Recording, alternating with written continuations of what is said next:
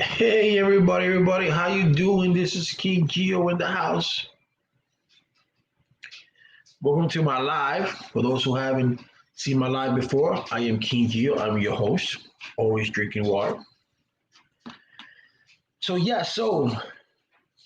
let's talk about something. Well, today I wanted to show something real quick today before we start this because it's very important, and we have not been getting a lot of attention by it, and we should. And this is for the residents of Ohio, and I want to show this to you guys, and I want you to explain to me how is this not even in the news before we get to what I wanted to get with our military people. And guys, if you have not subscribed to my channel, please do so. Subscribe to my channel. Um, so I just want you to I want you to see this.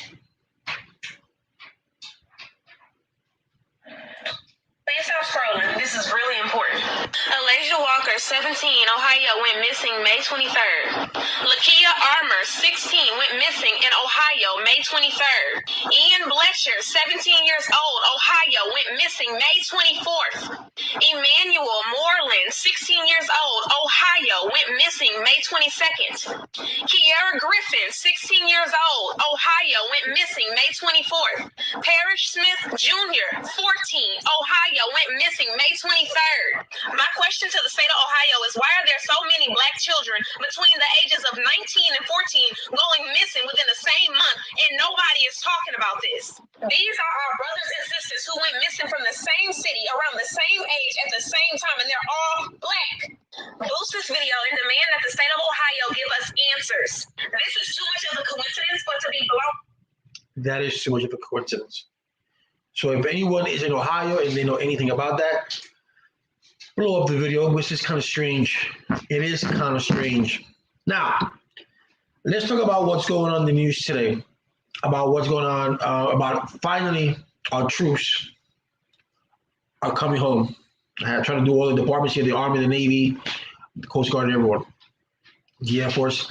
So our troops are finally coming home after 20 years in Afghanistan. After 20 years. We all a little bit of history about not about Afghanistan, but a little bit of history of how Taliban came through. Taliban came through back in 1980 when Ronald Reagan was president. That's how the Taliban became about. And we went over Afghanistan in September after the September 11th attacks, after the Twin Towers, after 9/11.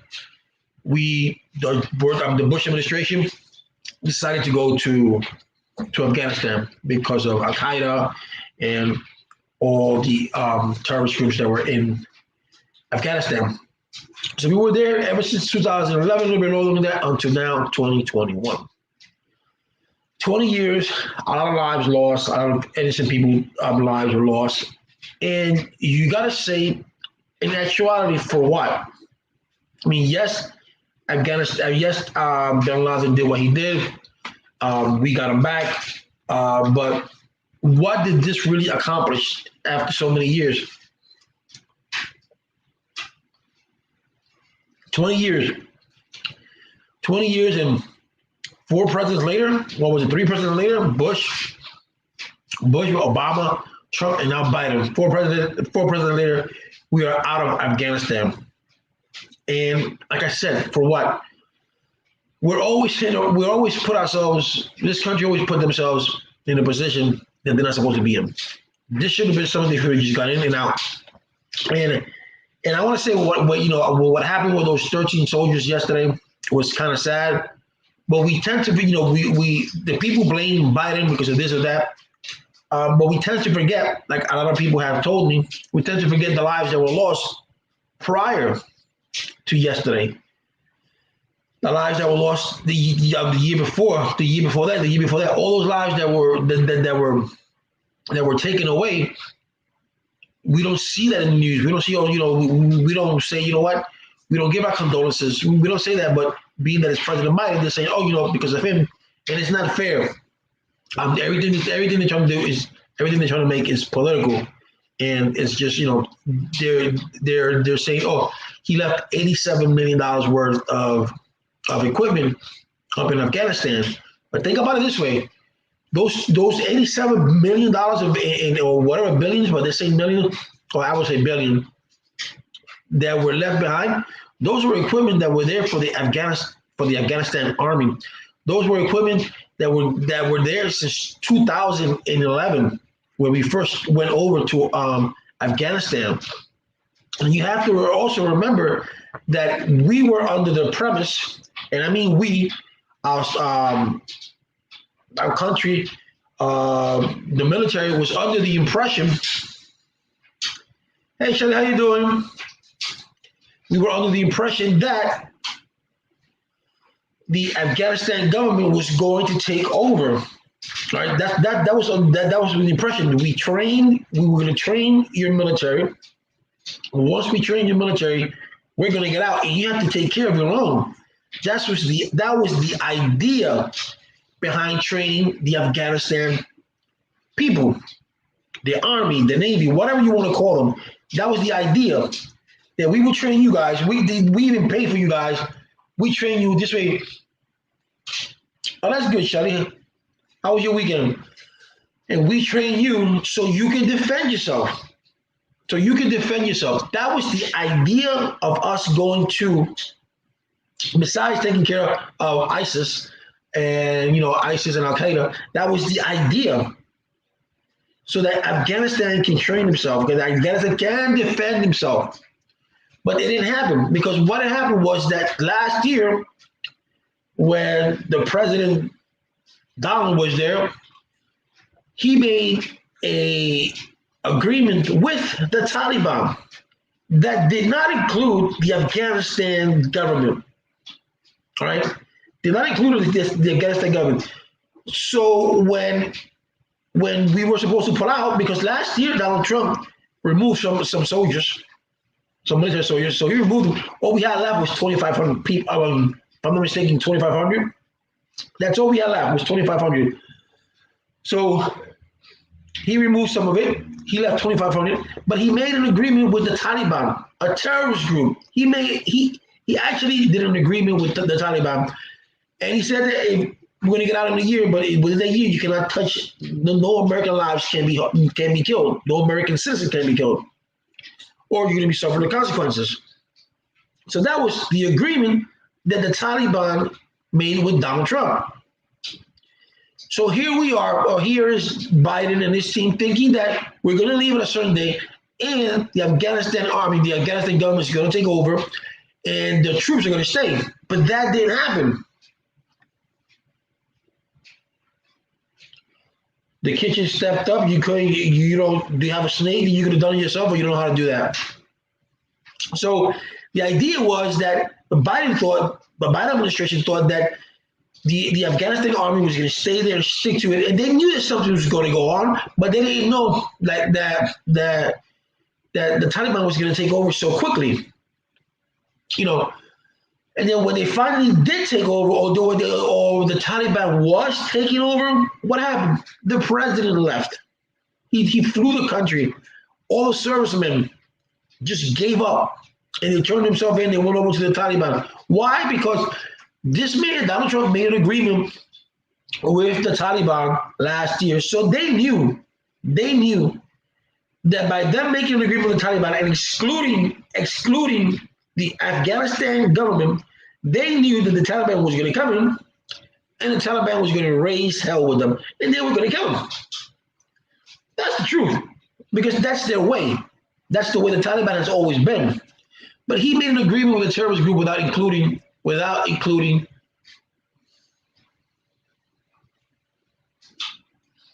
Oh, you're a renter. Okay, so you let the landlord do that. Okay, I got you. So being the Afghanistan people, they decided to leave. So I understand that. I can truly understand why the Afghanistan army left. I can understand why the men left. I can understand why the president left, because they knew that they was going to be beheaded, or something was going to happen.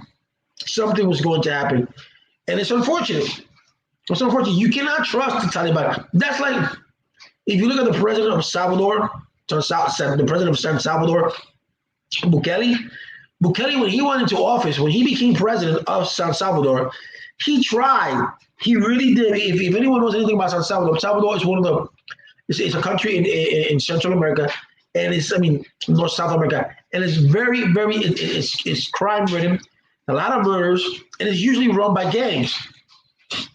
So Bukele thought, you know what?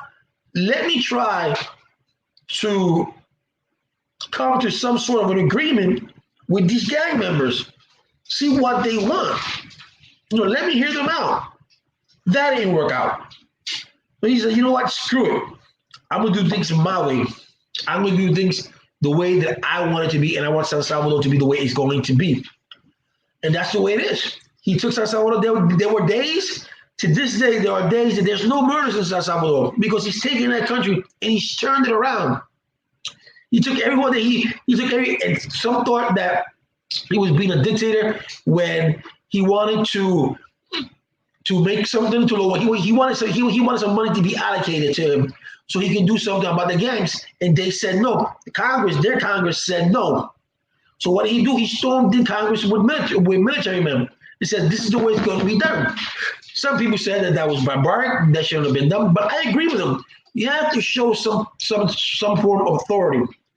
And they've been under, San Salvador has been so corrupt for so many years. Thank you, Shelly. I try to keep myself updated. San Salvador has been so corrupted that he's trying to change things around. Now, mind you, this is a man who was born in San Salvador, but his parents are Arabic. He's Arabic. So he's trying to change the world. He's trying to change San Salvador. And right now, he put Bitcoins as one of the currency. And San Salvador's economy is going up. Think about that.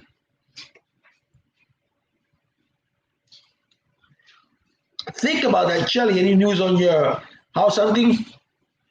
So think about that. A country so poor, he does tweet like Donald Trump, but the tweets are very different. The form that he makes the tweets, the way that he makes the tweets, he commercializes it, and it's pretty cool, And I'm glad that San Salvador is coming. That the country is turning around. He did a 20% increase in pay, which is not much for our standards. Like maybe I don't know, $20 a day, but it's something for them. We all know that Bitcoin most of some of the ratings don't have enough money for Bitcoins. That's just anyone who's educated.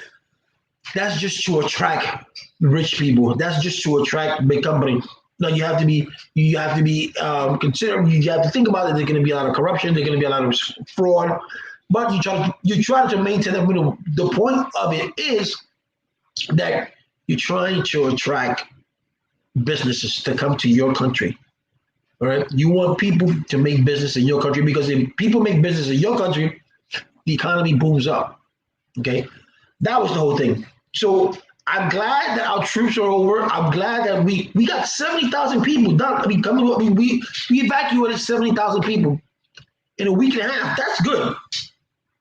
Like we can dispute and say it could have been done better. They should have brought Americans first, and they should have brought over the interpreters and all that kind of stuff that was helping us out. They should have brought them first. I think that's what they should have done, but we're not the experts. We're not down there combating. We're not generals. We're not 5-star generals. We're not in the military. So we don't know. Okay, we can say and assume, like I just did, but we just don't know. They're the one that know. They're the one that made that decision. They knew that Afghanistan was going to be taken over. They knew the Taliban was going to go back. They knew that. But what surprised them was that they didn't know how quickly the Taliban moved. And even when the Taliban moved, the Afghanistan government didn't do anything. They should have met the Afghanistan government. The army should have met the Taliban where they were coming in, and they should have fought with them. You fight. This is what the history of Haiti is. For anyone that doesn't know anything about Haiti, Haiti is one of the first countries, and I think it's the only country that's fought for its own sovereignty. It's fought for its own freedom. Okay, Haiti shares an island with the Dominican Republic. Okay, and Haiti is the only country that's fought the French. They fought the French for their freedom, and they won. Think about that. Haiti's small, and they beat the French to take over and win their own democracy, to win over their own independence. Right now, they did all that, and then after they did all that, the French decided, with the United States help, they decided that that Haiti had to pay them reparations for loss. Land lost this and that. Can you imagine the audacity of the French? To this day, they still do it, and I'm gonna tell you why. To have the audacity that you occupying an island that's not even yours, and when the people beat you, you want the people that beat you to pay you because you had land in their land that didn't even belong to you. So you want them to pay you. So with the help of the United States, Haiti had to pay them back. That's why Haiti was so poor. That's why Haiti's still poor.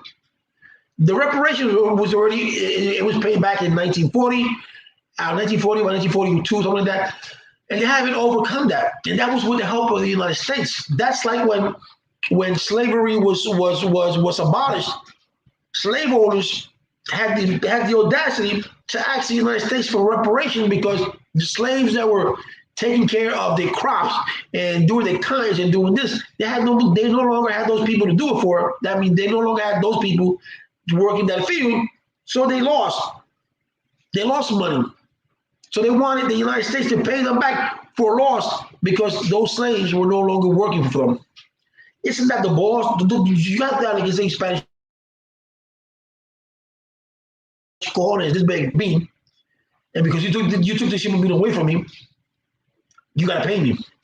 That's the boss. And when I say reparation, when I say the French to this day, Sudan, parts of Africa, like Nigeria. Look at the history of Nigeria. Nigeria to this day pays France. Okay, Nigeria doesn't keep its money in its bank. Nigeria has to send its money over to France. France keeps it there. France takes a percentage of that money and only gives it back on a loan basis. And it's just stupid. It's just stupid. That's one of the reasons that they killed Gaddafi, because Gaddafi with Africa was making a different bank, decentralized, that no other country could touch. And that's one of the reasons. That's one of the reasons that they took down Gaddafi, because he was doing things for. If you guys don't believe me, you guys can look it up. But Gaddafi was helping out Libya in a lot of ways that we don't know how, because not Libya, but the media and other places don't tell us that. But if you look up and you start digging, you will see that Muammar Gaddafi was doing a lot of good things for its people. But people don't see that. I didn't see it. I was blinded to it all until he passed, until he was murdered. And then a few years later, as a matter of fact, after 2 years ago, a year and a half, 2 years ago, when I was doing YouTube, I came across Mansa Musa Jr. He also has a YouTube channel. And he was telling me about Gaddafi, and I searched and I searched and I searched, and boom, it is true what he said. So, with that said, what are we going to learn from this? That we should be going into other countries that we don't need to be in there. Okay, we have our own problems here in the United States of America. If you go to Los Angeles and you see Los Angeles, you see Skid Row, there's a lot of homeless people out there. You have servicemen or women who comes from Afghanistan, who come from these wars. They don't come mentally, they're not prepared. They come with PTSD and they're not being helped. You got homeless veterans. We got places in the United States that are abandoned that can be used for veterans, that can be used for the homeless. But we don't do that. We prefer sticking our noses somewhere where it doesn't belong. Somewhere where it doesn't belong. I said that's the only one. I think that's one of the things that I can agree with Donald Trump was that he wanted to pull out of Afghanistan. And that should have been Obama's decision. That should have been Bush's decision to stay. But none of them did it. For whatever reason, for whatever political reason there was, pressure by Mitch McConnell, whatever it was, we never took out our troops from there. So we have to say to ourselves, we cannot be in other people's business. We got to handle our own business. Now, let me tell you something about another thing that I wanted to say something to you.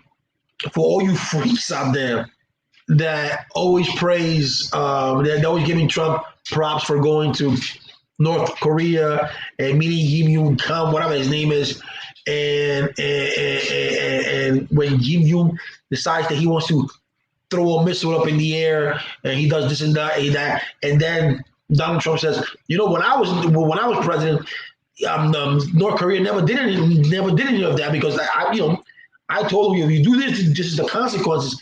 And if North Korea wants to, they can blow us up. Look, that's just fear mongering. North Korea is nobody.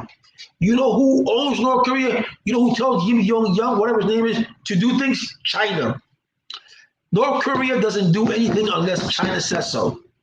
So if China says don't do anything, they cannot do. Kim Jong-un cannot do anything, even though it's an independent country, but it is run by China. It's a dictatorship run by China. So when they say that the North Korean threw some missiles up in the air, that's all they have done that, but they're not going to point no missiles towards us. Then North Korea is not going to do anything to us. So don't even take that into consideration. Don't even think about that. But some people on the right side want you to think that. Some people on the right side, they took Biden's picture when he bowed his head down. And a lot of people say, that's an embarrassment for our country. Do you know he made a mistake? He took responsibility like no other president that's done. Like not no other president, the past president, should I say? Because Barack Obama has done mistake and he has taken responsibility to it. And he admitted he did wrong. He took responsibility for the 13 officers. For the soldiers that died, and he bowed his head. And to me, in the Spanish culture, when you bow your head, that's respect. When my mother speaks to me, we don't see eye to eye. We bow our head as a respect, as you speaking to me, and I have to respect you. So I bow my head, yes, ma'am, no, ma'am, yes, ma'am. Not no, not like that. So that's a Spanish culture. So he bowed his head out of respect. The guy has empathy. The guy has lost the guy lost his son to cancer. The other one was on drugs. He lost back in the 70s. He lost his wife in a car crash with his daughter. And all these people that says that Biden hasn't done anything in 47 years, just look at his track record. He did something right. I'm not a Biden fan, by the way. I'm not a Biden fan. But I'm just saying that people take things out of proportion when they try to make something when it's not there.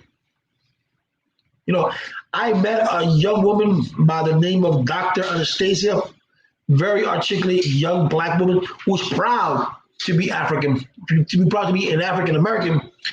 And she has, in the year that I have met her, we never met face to face, but we met on YouTube. You can see I have her on my several videos as a guest, and I've learned a lot from her.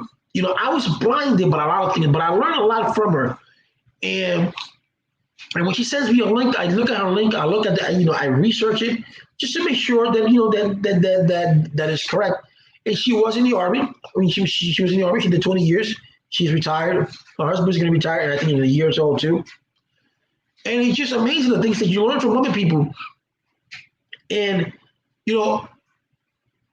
being in Afghanistan, being out there, not me, seeing people on TV and seeing how our troops come home, how some of them are dysfunctional, how some of them have problems, and the United States don't help them. But yet we stand proud for these boys in blue, these boys who give their lives to get they chose to be in service, but they didn't choose to go to Afghanistan to die for what? For nothing. To be honest with you, it's for nothing. You know, war is never good. You know, if we talk more and we let our egos, I think the country would be better off run by women. If we had a woman president, if every country had a woman president, we wouldn't have war. Because women have a tendency, they to some degree they're diplomats. They want to work things out. Men don't. Men have an ego. I'm bigger than this. I'm bigger than that. I'm better than you. My car is better than your car. My bicycle is better than your bicycle. My home is bigger than your home. It's always an ego thing. It's always mine is better than your thing with men. When it comes to women, it's totally different. So who knew if the world would have been run by women, things would have, things would probably be different. A lot of men don't think that way because they say to themselves, a woman president, a woman prime minister, a woman this and that. They do have women prime minister, by the way. And it's so different.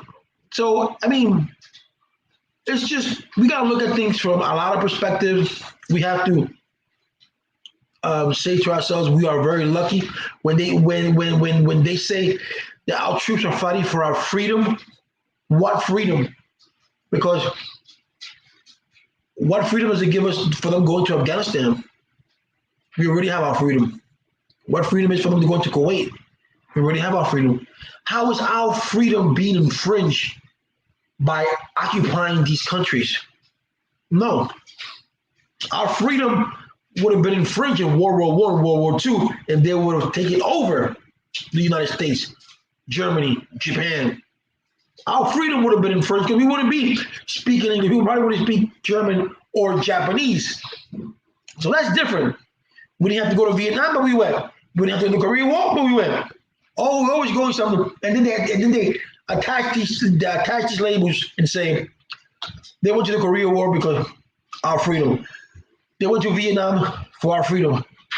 No, that's not our freedom. Our freedom was fought. To be honest with you, our freedom was fought for the sweats and lives of Black and brown people. All right, Native American people. Okay, that's where our freedom lies. All right, the civil rights movement wasn't enacted until the 60s.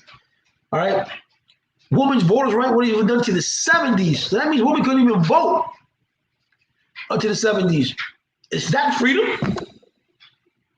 Then this beloved country, is that freedom? Freedom of the press, freedom of the speech. I mean, it's freedom to a degree, right? So when you say to yourself that these men and women fought for our freedom, no, these men and women, they joined the service because they wanted to fight for it. They wanted to be a part of our country, and they wanted to defend our country. Our freedom, we already have our freedom, our so-called freedom, right? Our country just go to other people's country. I mean, our country go to invade other countries where we're not supposed to be in it. Hi, Gataini. So in reality, we're not fighting. They're not going over there for our freedom. They're going over because the United States has sent them over there. But they're proud men and women who joined the United States force. The Navy, the Marines, the Army. The Air Force, because they wanted to be part of our country. They wanted to say, we're not, because you do need an army, to defend yourself from foreigners. People will come over and they will try to take over. If you let them, they will try to take over you. If we let China will be the first one to take over us. If we let them,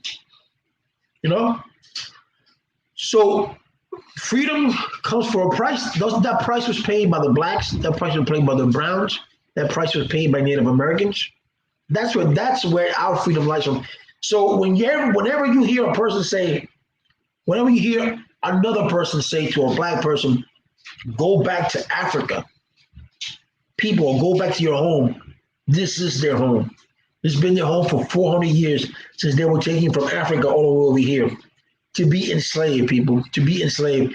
And that's what when you say our founding forefathers were this, was that, were great. No, they weren't great, because these men, they own slaves. These men own people. the majority of the slave owners in this country were women. Right? And this president had sex with the slaves. They had kids with their slaves. So whenever you say to yourself, this is the best country in the world, think of how many black men and women died for this country. How many browns have died for this country? How many Native Americans were killed and raped for this country? Because this country was raped by the Spaniards and were raped by the Englishmen. Think about that. Is America great? Yes, but there are other countries that have democracy. There are other countries, if you look at our country, we're not number one in anything, except for incarceration. We are the number one country we have the most people incarcerated in the world. Can you believe that? Per capita in the world. We have our blacks and brown people in jail for the simplest thing in the world. For a bag of weed, they got 20 years, 15 years. Don't believe me, look it up. And yet people say that there is no difference. That we live in a country where these men and women fought for our freedom, but yet the disparity is there. The disparity between blacks and whites. These men and women fought for our freedom, but what the reality is that in time, blacks fought for our freedom because they gave their lives for us, so that we can be able to do what I'm doing now and speak freely. So think about that. Think about that. The reality. These men and women went to a country. They joined a force. I'm proud of each of them. I'm proud of them. I had an uncle who in 1969 went to Vietnam. 18 years old, never came home. 18 years old. And what did they get? What did my grandmother? And I say uncle, that's from my stepfather's side. So what did his mother get? A flag. A flag. Didn't say, ma'am, this house, are you paying for this house? If you're paying for this house, we're going to pay for your house. Because your son didn't make it. Your son gave his life for us. So we can't give your son's life back, but we're going to give you something. So you don't have to pay for the house. The servicemen and women in this country don't get praise. They don't get what, if I was the government, I'll give each one of them a house. Because especially if you went out there and you lost a limb and you did this and you did that, and there's a lot of things, but we don't do that. We don't do that. Like I said before, I'm proud of my country. I'm proud to be an American, but sometimes it hurts because we're so separated. These guys, they fight for one goal. It doesn't matter if the president is Republican.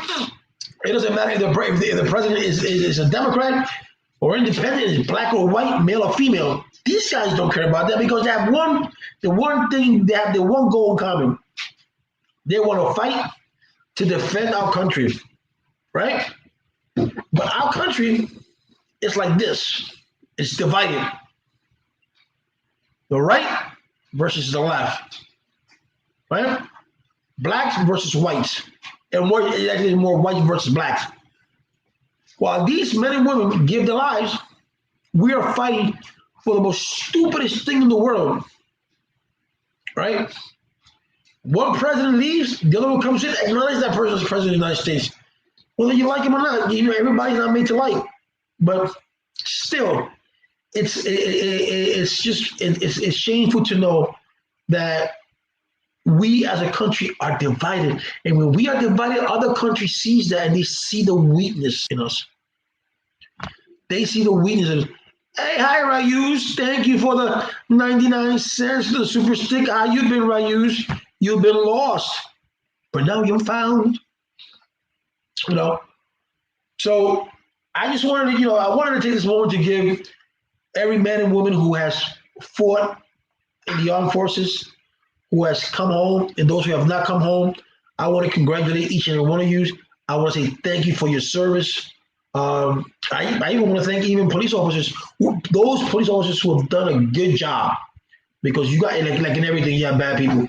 Those police officers who have given their lives to protect us, those firemen and firewomen who go into burning buildings to save you, to save a life. I want to congratulate them. Congratulate the servicemen, the EMTs, that they go in and they bring a person back to life. They give them CPR. They do this through what we're going through now, through the pandemic that we're going through. I want to give them thanks. Because most of these senators and governors, the government doesn't do that. The people are like this. The people say Biden is better than Trump. Trump is better than Biden. Obama is better than this. Ronald Reagan is better than this. You know what? You guys are missing the point here.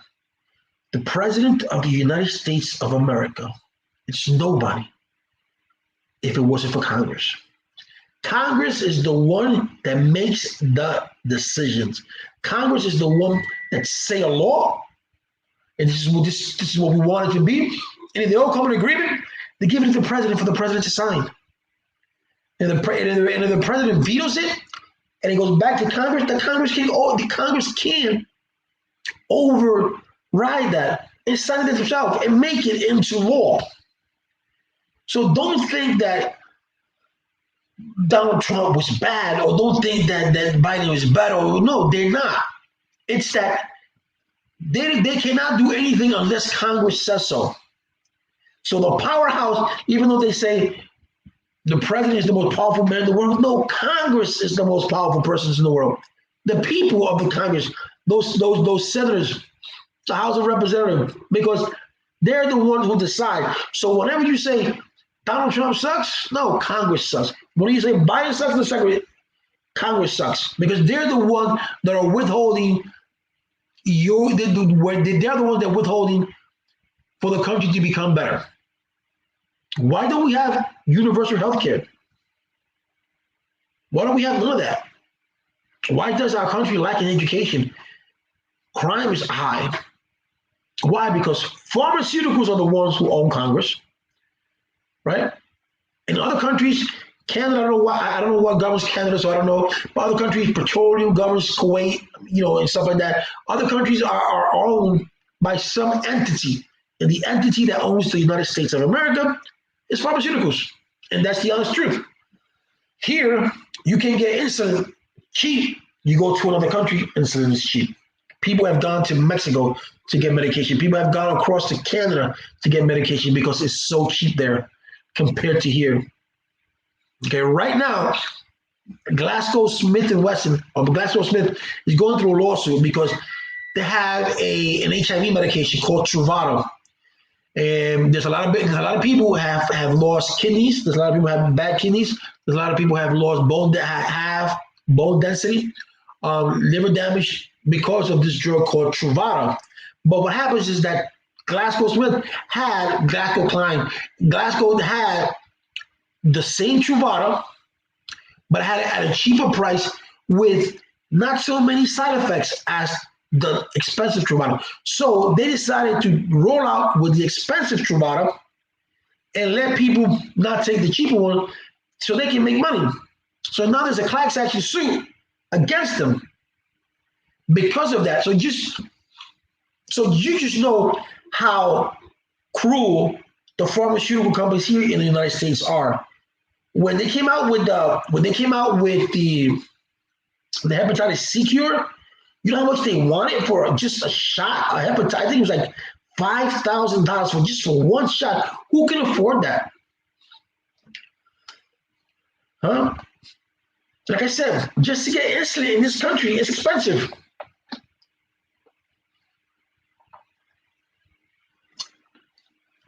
So that's why, you go to other countries and you say the United States is the best country in the world, but yet you haven't traveled to other countries. You haven't gone to other countries. You haven't stayed there for other countries and see how their system works and see how their how the government works, because each country is different. And by the majority, some of them countries, most of them are corrupt, but there are countries who have democracy. There are countries who have freedom of speech, freedom of the press. We have gun violence here because, the Second Amendment right, but you don't see that shit in Canada. I don't see that. I don't see that shit in Germany. You don't see gun violence in other countries like you do here. Right? The NRA is another one that owns Congress. You know what? Their lobbyists, there should be a ban on lobbyists. There should be no lobbying at all in the United States. None. But being that the lobbyists control Congress and they say, you know what, yo, Chuck Schumer, I'm going to give you a couple of $1,000, if you can pass this law, or you can vote against this, or you can vote with this, because it's going to bring my company some money. That's the way it is. That's the way it has been. And it will continue. Dark money flows through the hands of Congress, through elections. In Miami, there was an election in Miami last year of a woman who never even decided, never registered, but dark money registered her, and she won. Never went to a debate, never did anything, and she won. Why? Dark money. She's not there. I mean, she's not there, but they found out. So you know what I'm getting at?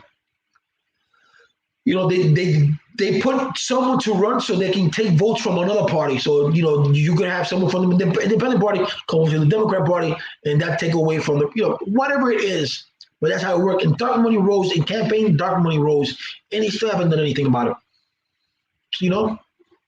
But anyway, so with that said, if you have any comments on this, are you happy with the troops are gone? I mean, are you happy that the troops are back in the United States? They're home. I am glad that they're home. I am super glad. Hopefully we can take this and move forward and stop sending our soldiers to places that we don't belong. Because we didn't belong in Afghanistan. Our job was to get Bin Laden. We did, and we should have gotten out. When Donald Trump got that Hassim, whatever the guy was, we should have been on them. We gotta stop being in countries that we don't belong to be in. We gotta start taking care of our own. We gotta stop this division about Democrats and Republicans. We gotta help each other out. You might not like my views, you might not like my political views, you might not like my religious views, but we're still human beings. God put us here on earth to help each other out. All right? God does not care who the president of the United States is. God does not care who the prime minister of Israel is.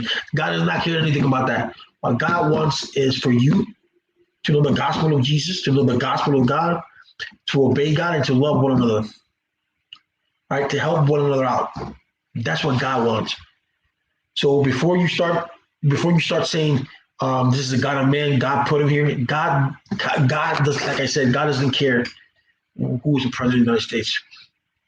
Okay, because when Jesus was here, he said, "Give Caesar what belongs to Caesar, and give God what belongs to God." And Jesus said, He's not from this world. You're not from this world because you come from beyond this world. So yes, you follow the law, of course you do, but you don't praise a man like you praise Donald Trump. You don't do that. You don't praise a man like you praise Biden or something like that. You don't praise any man. To have Donald Trump and to have the church behind him, or any church behind him, it's ridiculous. Right? Pentecostals, whatever religion was backing Donald Trump last year, should be ashamed of themselves. Okay? There's no room for religion in politics.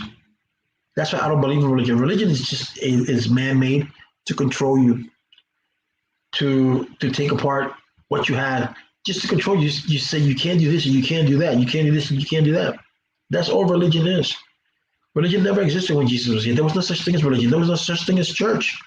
You were the church of Christ. Whenever 2 people or 3 people hung together and they talked about God, that's a church. Now you got Pentecostal church, Baptist church, Jehovah's Witnesses, Kingdom Hall, synagogues, mosque, and they're all divided because they all think differently. But there's only one God. So whenever I saw these churches and these pastors, Donald Trump was put here by God, Jesus put him there. It's all baloney. It's all baloney. They just want to grab that faith-loving person that believes in God. They will say, they indoctrinate you that this is the way it is, that you believe it. If you're told a lie so many times, you're going to believe that lie. You really are. So I just want you to think about the things that we're going to do with our service. If you have if you want to join the service, amen. But think about it. We lost a lot of lives in Afghanistan for nothing because we already have our freedom. Let's just hope that in the future We don't go into wars that we're not supposed to go to. We don't go invade countries that we're not supposed to invade. You know, we should be helping out Cuba. We're not helping out Cuba. We should be helping out Venezuela. We're not helping out Venezuela. We should be helping out the people from Africa, the women from Africa who suffered, who gets raped by these gangs. We're not there, right? Are we there training their troops? Are we there giving their police officers any backgrounds? Go to India. India, one of the biggest crimes in India is rape, and the men rape their women. Do you think the government of India catches them? No, they don't. Why are we over there? Because India has nothing to give us. Meanwhile, the Middle East has petroleum, and that's expensive. That's a lot. That's money for them. So, with that said, guys, I want to appreciate each and every one of you guys. Like I said, I'm glad that our troops are back home. Thank you for your service to each and every one of them, and for those who are going to service this week, next week.